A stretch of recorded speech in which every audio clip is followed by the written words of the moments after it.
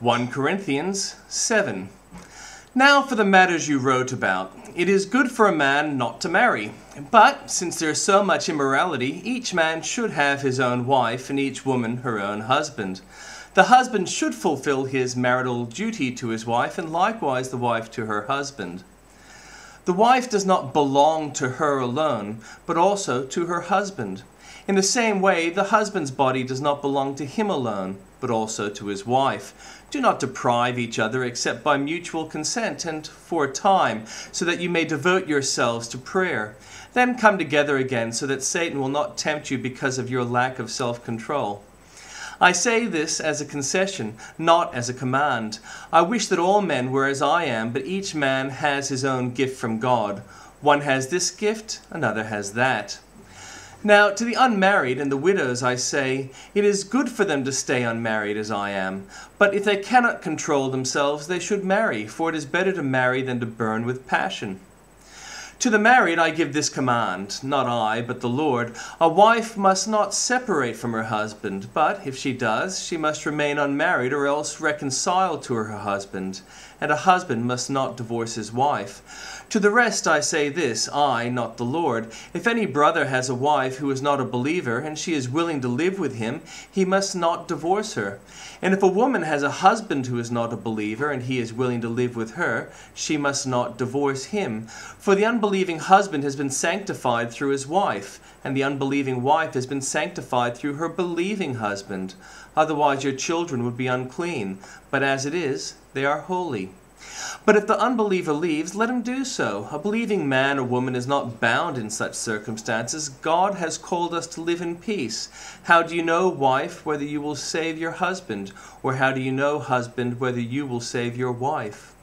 Nevertheless, each one should retain the place in life that the Lord assigned to him and to which God has called him. This is the rule I lay down in all the churches. Was a man already circumcised when he was called? He should not become uncircumcised.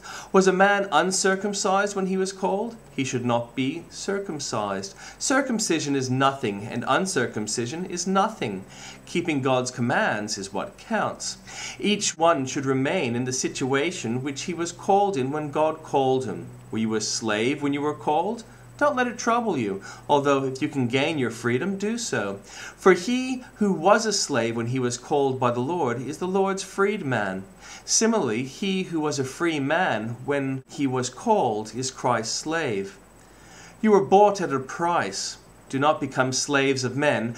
Brothers, each man, as responsible to God, should remain in the situation God called him to. Now about virgins, I have no command from the Lord, but I give a judgment as one who by the Lord's mercy is trustworthy. Because of the present crisis, I think that it is good for you to remain as you are. Are you married? Do not seek a divorce. Are you unmarried? Do not look for a wife. But if you do marry, you have not sinned, and if a virgin marries, she has not sinned. But those who marry will face many troubles in this life, and I want to spare you this. What I mean, brothers, is that the time is short. From now on, those who have wives should live as if they had none, those who mourn as if they do not, those who are happy as if they were not, and those who buy something as if it were not theirs to keep. Those who use the things of the world as if not engrossed in them, for this world in its present form is passing away.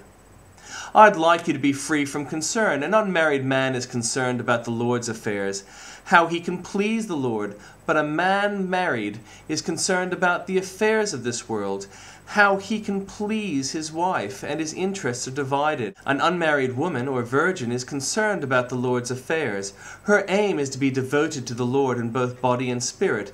But a married woman is concerned about the affairs of this world, how she can please her husband. I'm saying this for your own good, not to restrict you, but that you may live in a right way, in undivided devotion to the Lord. If anyone thinks he is acting improperly towards the virgin he is engaged to, and if she is getting along in years and he feels he ought to marry, he should do so as he wants. He is not sinning, they should get married. But the man who has settled the matter in his own mind, who is under no compulsion but has control over his own will, and who has made up his mind not to marry the virgin, this man also does the right thing. So then, he who marries the virgin does right, but he who does not marry her does even better. A woman is bound to her husband as long as he lives, but if her husband dies, she's free to marry anyone she wishes. But he must belong to the Lord. In my judgment, she is happier if she stays as she is, and I think that I too have the Spirit of God.